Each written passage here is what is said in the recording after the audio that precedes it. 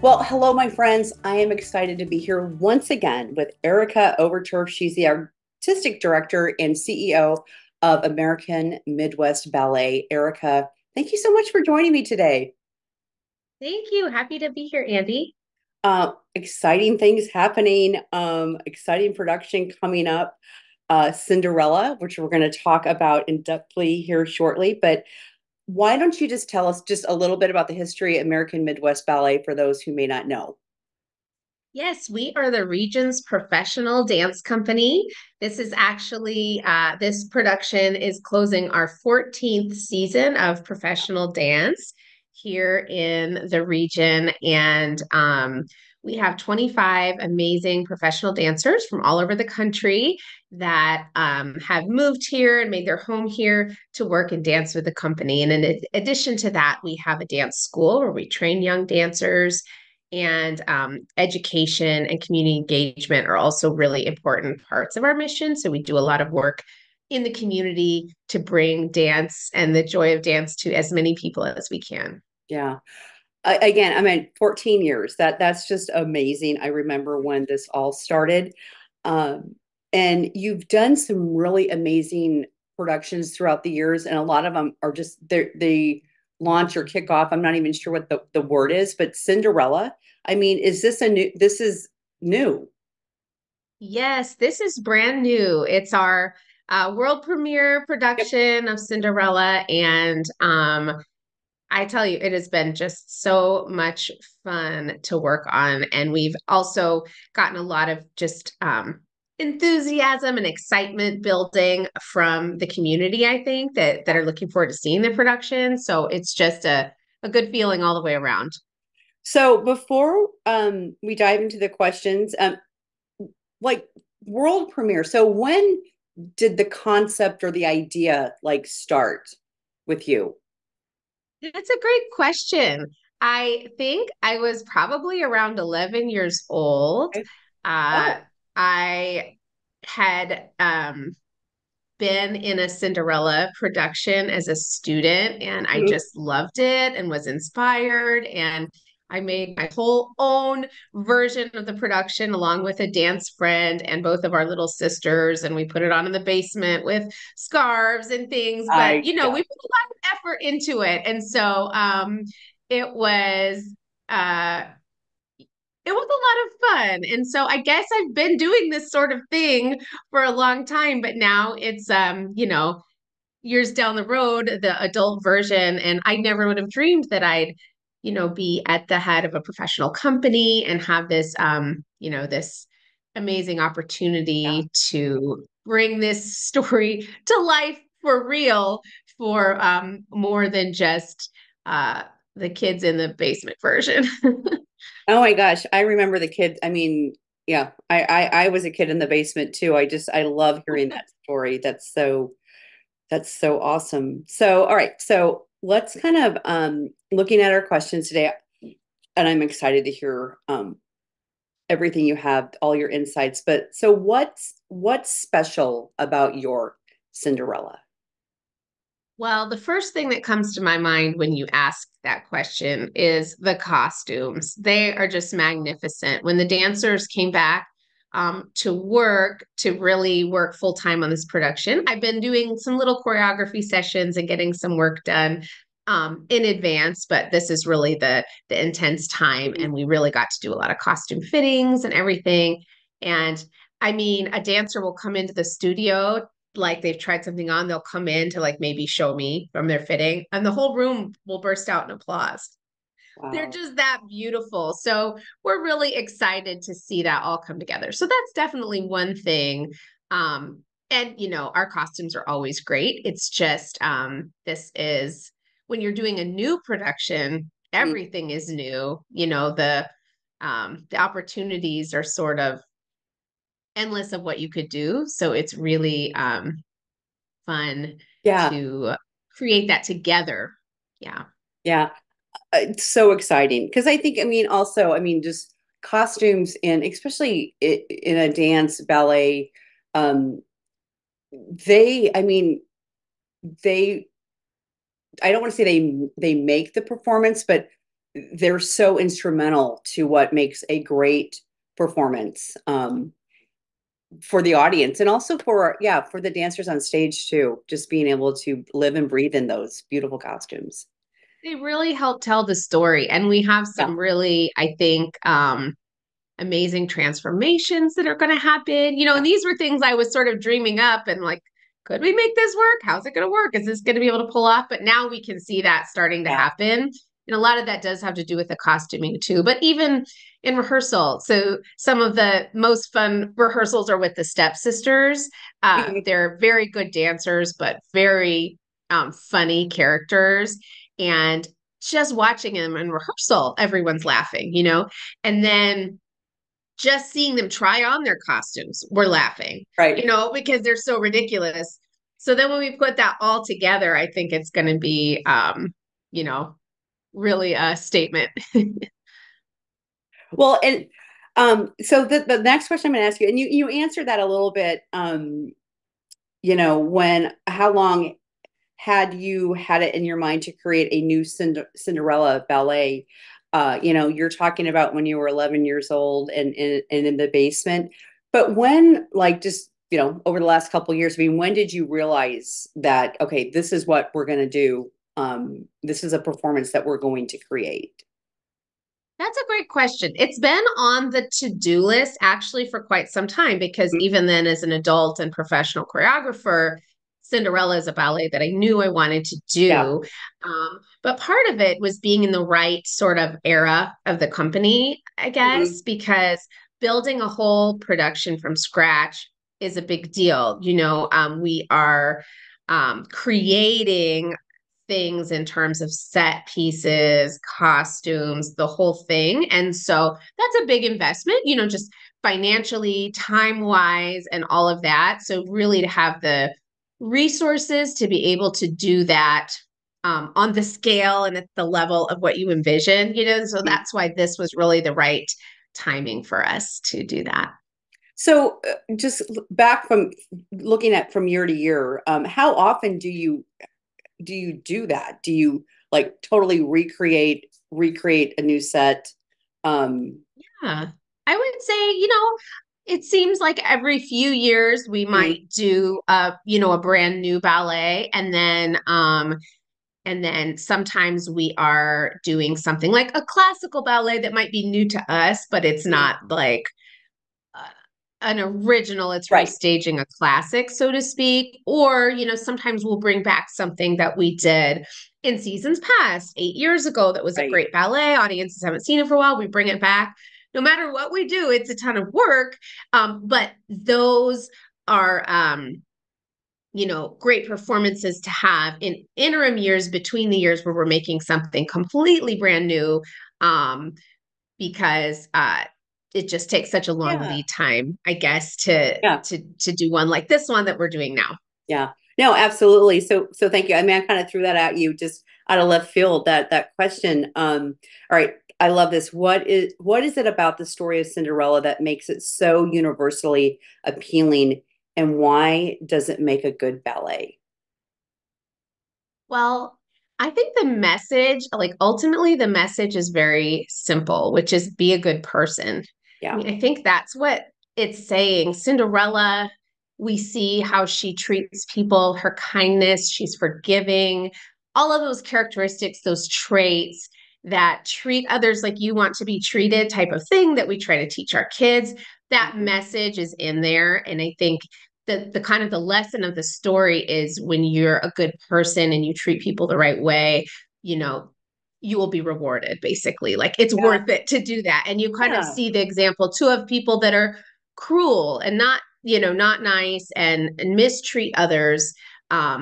That you can see in the story, like that's not the way to go. So I think that's what really resonates about it. I mean, that's a pretty strong message and something we can all always work toward. Yeah. And then as far as the ballet, what's great about it for me is really it is such a universal story. Everybody knows the story of Cinderella, Mhm. and it's been retold many times in many different ways. So it actually, on one hand, it gives you a freedom to tell it how you want to tell it because there are so many takes on it. You can go whatever direction you want. So I think that's like kind of a creative freedom. But at the same time, audiences are familiar with the story. So they come in, they're interested to see how it's told through a ballet. Yeah. Um, but it's not a hard sell. It's Right. something that Right. we know and love. So people want to see that through dance. Yeah. And I think too, I mean, with Cinderella, um, do you know the year that was like the year that was created, the Cinderella? The Just the one that we know today. I've done a little bit of research and reading on it, but I'm not informed enough to be able to tell you sure. exactly. Although I know that a tale like that goes way, way back in history, and Yeah, it's evolved through the years, but it's almost a timeless sure. tale. So, Yeah. yeah, it's been told and across different cultures and Hmm. around the world. So, I think that's why it's a story that really Yeah. inspires, resonates and inspires. Yeah. Absolutely. Yeah, and I just think like again, I haven't really thought about Cinderella or looked at the story of Cinderella. And I think when you bring these something like this to the stage, it brings us back to, what is the lesson, or what is what is it telling us, and what do we need to look at? I think it's just beautiful and brilliant, um, to be able to do that. So, what's one aspect of the ballet that you personally find especially magical? Well, a scene that is very magical for me is when the fairy godmother makes her transformation and appears.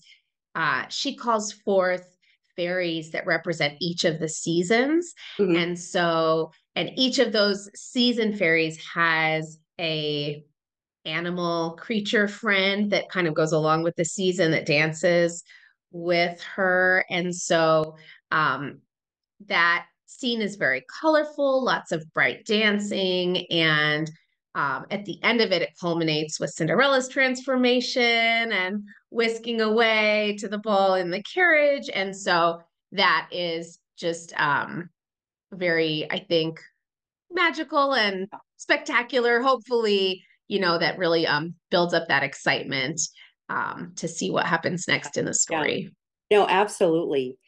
Um, and what's an aspect of the story that you thought is especially important to bring out in the ballet? And we may have covered this a little bit, but yeah, from your point of view. Yeah, no, that's a great question. I think just thinking about it, like I said, that the heart of the story being about Yeah, like be a good person versus kind of more of a like love at first sight, or you're the most beautiful, or getting married to the prince is the end all be all. Like that yeah, stuff is, you know, not as important. And with I mean the Cinderella and Prince character are very important, but I just wanted to you have to tell the story rather quickly, within a ballet, yeah, but I didn't want it to be like I met a perfect stranger, fell in love, got married, the end, like everything's yeah. rosy. I wanted it to be a little bit more of having that character development Hmm. feeling and a sweetness and something like that. So uh Absolutely. just trying to develop that for our dancers that are also incredible actors in just the way that we approach things and through the choreography to Yeah. to sort of weave that story so that seems a little bit more um I don't know, a little bit more plausible to me, Yeah, so to yeah. speak. No, and that makes perfect sense, because really just you even saying that, and understanding, being on the side of the I mean, of the creator and the choreographer, you have to look at, you're bringing the audience into this magical place, but you have to tell that story. I mean, it has to make sense and create emotion in the audience, again, it's not just, hey, we're here and then we're here. They're, and maybe, as quickly, as the performance, you know, happens, there's all these emotions that you and the performers are bringing out in the audience, which is so important, and that in itself is magical, in my opinion. So Yeah, a big part of what we do is as dancers, I mean, even though we're taking class every day, performing yeah, our pirouettes and our tendus and our arabesque, and that stuff is very important. In a story like this, each dancer knowing like all that, the backstory of yeah, their character and how they're feeling and why we're doing this a certain way. And the approach we're taking when we're all collectively doing that, each person's doing that with their character, that's where that story, I think, really like comes across and connects with people. And at the end of the day, that's what we're yeah, trying to do. Bring people into the theater for a couple of hours. You can just forget about all of your other, busy life and schedule and just um, dive into this story and feel those emotions and take this ride and this journey. yeah. And that's what we want to do with our live performances. Well, okay, a perfect way to kind of end, and let's talk about where can people go to find out about buying tickets. Where can they and what are the performance dates as well? Oh, great. Well, our website is amballet.org, and it has links to both box offices where you can get tickets. We have performances the last weekend in April. Andy, I don't want to misstate my dates. I Well, always have so sure. many dates floating around in my head. At the end of April, so the 27th and 28th, it's at Okay. the Hoff Family Arts and Culture Center in Council Bluffs, which is we're residents here in this beautiful building. So it's a Yeah. great theater. However, the tickets are, I think, pretty much sold out for those shows, which I Okay. love, which is Yeah. great. But then we also have performances. It's Mother's Day weekend, the 11th and 12th of May. Okay. And so a Saturday night and a Sunday show for that. And so you can just go to our website, amballet.org, and we have all the information there, or you can contact the Hoff box office or Omaha Performing Arts, their Ticket Omaha box office, and get tickets that way. Okay. So Mother's Day weekend, is that at the Orpheum then? That's at the Orpheum. Okay. Okay. Yes. All right. Yeah. So yeah. And I love it that, I mean, so many people are just, yeah, they want to see this. So yeah, almost sold out, possibly sold out at the Hoff Center, and then the Orpheum. Yeah, be sure to get on the website and get tickets if you want to see the performance at the Orpheum, which is also just a beautiful theater. So, uh, Erica, thank you so much. I always love talking to you, and um, looking forward to this performance of Cinderella. Wonderful. Thank you so much for taking the time and letting us share a little bit about what we're working on. Absolutely. And friends, don't go away. We'll be right back.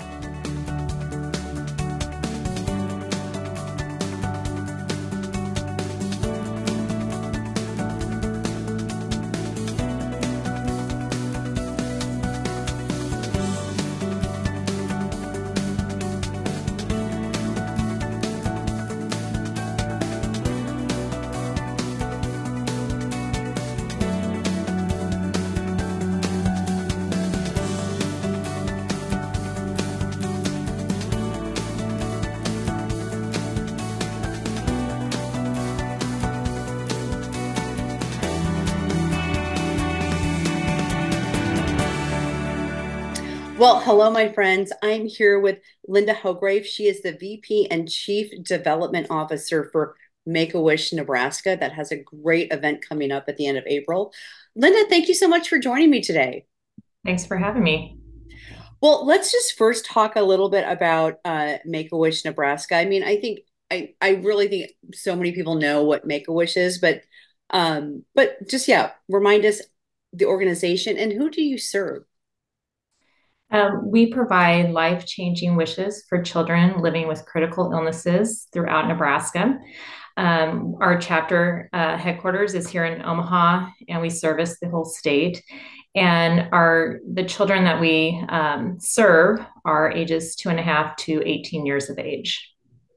Yeah. I mean, and you guys do such a tremendous job in granting wishes and, and serving just these young people. I know we've got the annual Blue Jean Ball coming up. Mhm. So tell us about that event. It's one of my favorite events. So tell us about it. Well, what's so great about our event is that you can dress more casual. You can wear jeans. You don't have to go out and probably buy anything new. You probably got something in your closet to wear. This year's event is the 26th year. It is on April 27th at the Embassy Suites in La Vista.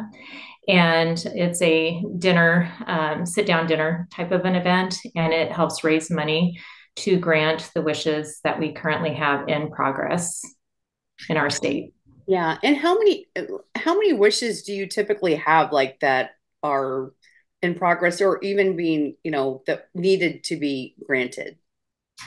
On average, we grant about 110 to 120 wishes a year. Okay. Right now, we've got 180 kids waiting for their wish to come true. We are still dealing with the realities of COVID. And we stopped granting wishes for travel wishes for 2 years. And that was lifted in June of 2022. But the delay of the wishes, many children chose to continue waiting for their travel wish if it was put on hold. And then our referral sources, because they wanted children to really experience the wish that they wanted. Our referral sources also, I think, held back on sending kids that needed a wish to us. And then when those were lifted, the travel restrictions were lifted. We have had more wishes waiting than ever before in our history as a chapter. And we're just working to get those wishes granted as soon as possible. Yeah. I mean, I understand, yeah, how that 2 year kind of travel ban, these kids, they have their wishes and if it requires travel, it's just even more important for the community to step up and look at that. So from the current needs of your organization, again, granting wishes, but what are some other things that us as a community can help and contribute to Make a Wish? Our sole mission is to really grant these wishes. And so the support from the community allows us to make those wishes come true. One thing that we have, like everything else, the cost of wishes has gone up since 2019 prior to COVID. And so our average cost of a wish is $10,000. And so it's the support of the community that allows us to grant those wishes.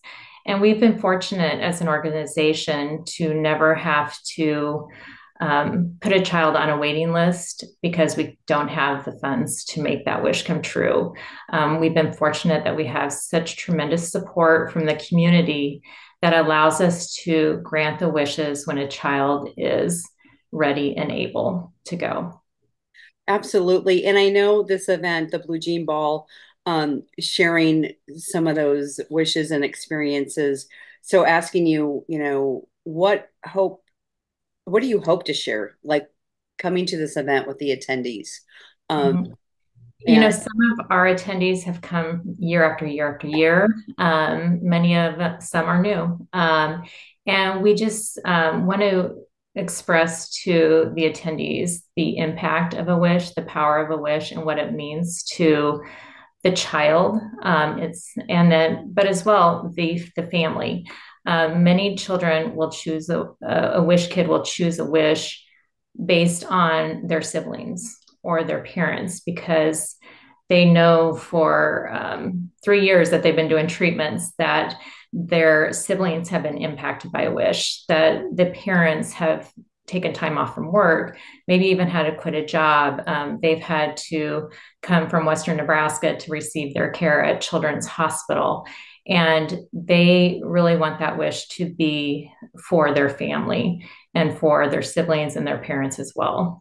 yeah, absolutely.